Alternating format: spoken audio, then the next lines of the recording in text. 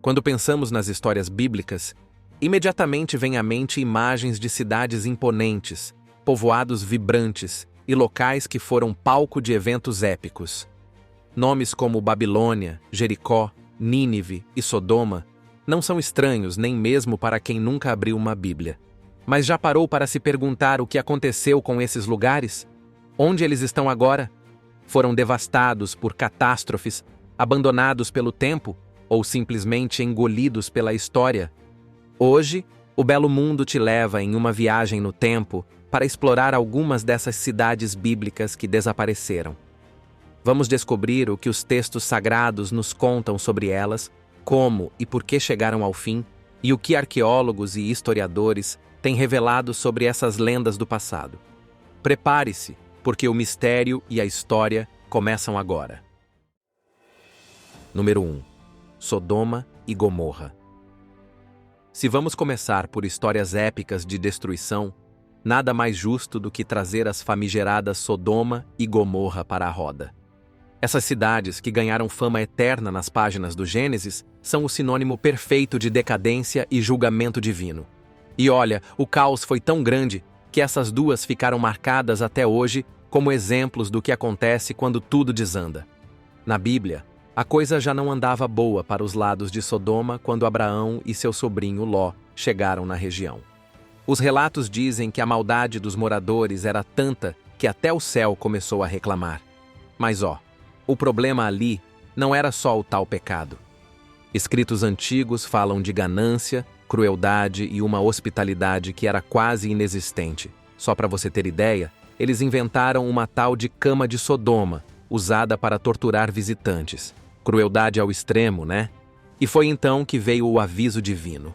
Deus, cansado da situação, mandou 2 anjos checar a bagunça e avisar que se encontrassem pelo menos 10 pessoas decentes, pouparia as cidades. Nem isso foi possível. Para piorar, os moradores tentaram atacar os anjos. Depois disso, nem dava para argumentar mais. A destruição veio em um espetáculo de terror. Fogo e enxofre caíram do céu, consumindo tudo. Ló e sua família foram orientados a fugir, sem olhar para trás. Mas a esposa dele, desobedeceu e virou estátua de sal. Dizem que até hoje dá para encontrar formações de sal perto do Mar Morto, que muitos acreditam ser a região onde tudo aconteceu. Mas será que essas cidades existiram mesmo? Para arqueólogos e pesquisadores, é um quebra-cabeça. Alguns apontam para sítios como Bab Edadra e Numeira, ao sul do Mar Morto, onde há vestígios de cidades destruídas por fogo. Outros acreditam que Tel El-Hammam, na Jordânia, poderia ser uma candidata. Lá, foram encontrados indícios de uma destruição catastrófica que remonta à Idade do Bronze, possivelmente causada por um evento como a explosão de um meteoro. A única coisa que a gente sabe é que hoje a região é um deserto salgado e inóspito, pontilhado por formações rochosas, e o Mar Morto, conhecido por sua densidade salina. Número 2. Jericó. Quem nunca ouviu falar da história das muralhas de Jericó? É aquele tipo de narrativa que parece saído diretamente de um roteiro épico. Imagine só, um povo marchando ao redor de uma cidade fortificada, carregando uma arca sagrada, tocando trombetas e, no final, bum! As muralhas vêm abaixo sem um único golpe de espada. Essa é a história que o livro de Josué nos conta. Quando os israelitas chegaram à Terra Prometida, deram de cara com Jericó, uma cidade famosa por suas defesas impenetráveis. Deus teria instruído Josué e seu povo a marchar ao redor da cidade por 6 dias, e no 7º, dar 7 voltas enquanto tocavam suas trombetas. E foi exatamente isso que fizeram. No final, um grito poderoso fez as muralhas desmoronarem, marcando a vitória do povo de Israel. Mas agora vem a pergunta: foi mesmo assim? Arqueólogos escavaram Jericó, ou o que hoje chamamos de Tel es-Sultan, e encontraram camadas e mais camadas de história. A cidade, ou o que sobrou dela, é, sem dúvida, uma das mais antigas continuamente habitadas do mundo. Mas as evidências sobre essa famosa queda das muralhas são complicadas. Alguns dizem que as ruínas das muralhas datam de muito antes de Josué ter chegado por lá. Outros defendem que os sinais de destruição e incêndio encontrados nas escavações poderiam sim coincidir com o relato bíblico. E claro, sempre existe a possibilidade de que a história das muralhas seja mais simbólica do que literal, uma forma de mostrar o poder divino e a fé inabalável do povo israelita. Hoje, Jericó continua existindo, mas a cidade moderna está longe daquele cenário épico. O sítio arqueológico, com seus fragmentos de paredes e cerâmicas antigas, é um lembrete de que a história e os mitos têm camadas tão profundas quanto a própria terra. Então, será que as trombetas realmente fizeram as muralhas caírem? Ou é uma metáfora poderosa sobre fé e superação? Você decide. Número 3. Ai. Depois da vitória em Jericó, a Bíblia nos apresenta outra cidade na rota de Josué e dos israelitas. Ai. E não tem nada doendo. Ai é o nome da cidade. Só que, diferentemente de Jericó, essa conquista não foi tão simples. Segundo o relato bíblico, Josué tentou tomar Ai logo após Jericó, mas enfrentou uma derrota amarga. E o motivo? Um pecado dentro do próprio povo israelita. Alguém havia roubado despojos de Jericó, algo estritamente proibido. Depois de resolver o problema, Josué liderou um segundo ataque, desta vez, bem-sucedido. Diz as Escrituras que a cidade foi destruída e queimada, marcando mais uma vitória na jornada do povo de Israel para a terra prometida. Mas agora vem o mistério. Onde, afinal, ficava Ai? Durante séculos, arqueólogos tentaram identificar a localização dessa cidade. O sítio mais aceito é o de Et-Tel, perto de Betel, na Cisjordânia. Mas aí começam as complicações. As ruínas de Et-Tel mostram sinais de uma cidade fortificada que floresceu bem antes da época de Josué e que parece ter sido abandonada antes da suposta conquista israelita. Então, como conciliar isso com a narrativa bíblica? Talvez Ai nunca tenha sido uma cidade grandiosa como Jericó. Alguns estudiosos sugerem que a história pode ter um simbolismo mais forte do que a precisão geográfica ou arqueológica. Outros continuam buscando novas evidências que possam fechar essa lacuna entre o texto sagrado e as pedras silenciosas que restaram. Hoje, ao visitar o sítio de Et-Tel, você verá ruínas modestas, vestígios de antigas estruturas cananeias e muito espaço para especulação. Número 4. Nínive. Nínive, a lendária capital do Império Assírio, ocupa um lugar especial no Antigo Testamento. A cidade é o pano de fundo para uma das histórias mais conhecidas da Bíblia. Jonas, o profeta relutante, enviado por Deus para pregar arrependimento àquela metrópole, famosa por sua perversidade. Contra todas as expectativas, os habitantes de Nínive ouviram a mensagem e se arrependeram, temporariamente escapando do julgamento divino. Mas a história de Nínive não termina aí. Séculos depois, a cidade voltou a ser sinônimo de arrogância e opressão. O profeta Naum descreveu sua queda com uma precisão impressionante, anunciando que a cidade grandiosa seria reduzida a escombros. E assim foi. Em 612 a.C., Nínive foi devastada por uma coalizão de babilônios e medos. O que parecia invencível desapareceu do mapa, engolido pelo tempo e pela areia.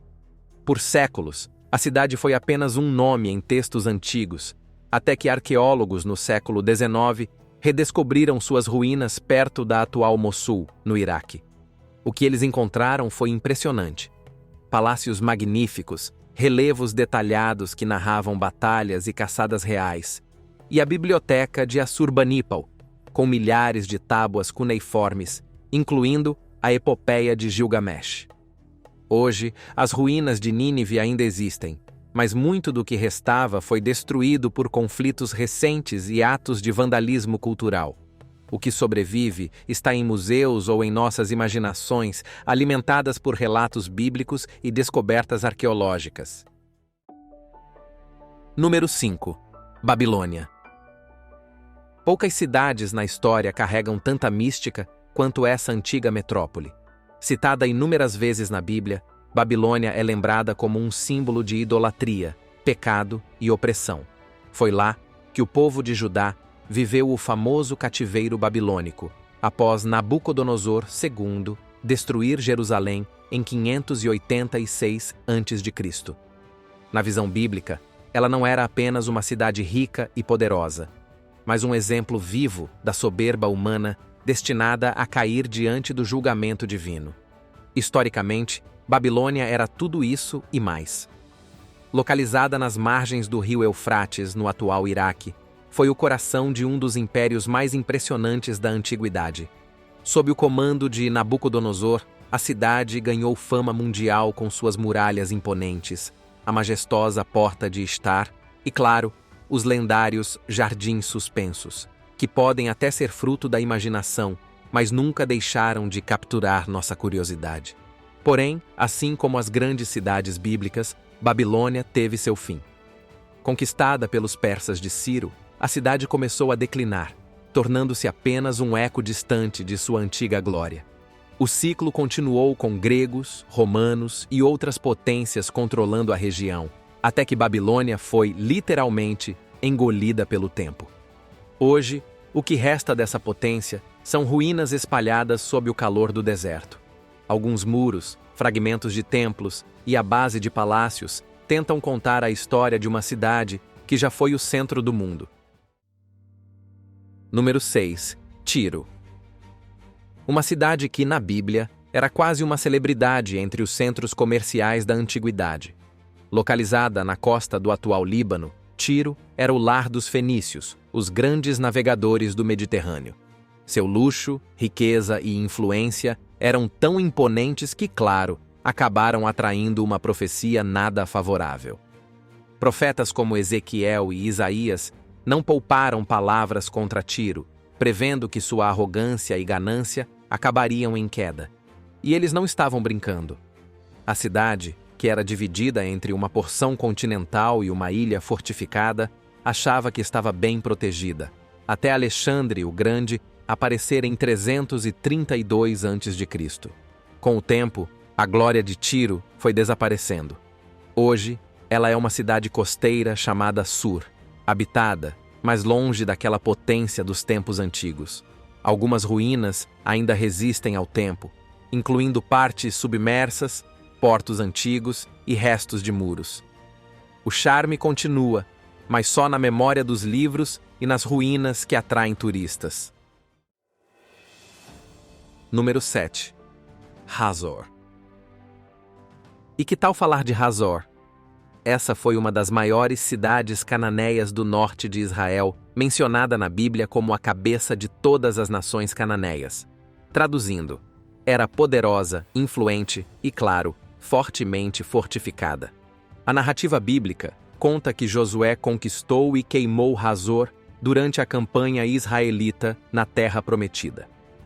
Escavações modernas em Tel Hazor revelaram camadas de destruição que parecem corroborar esse evento.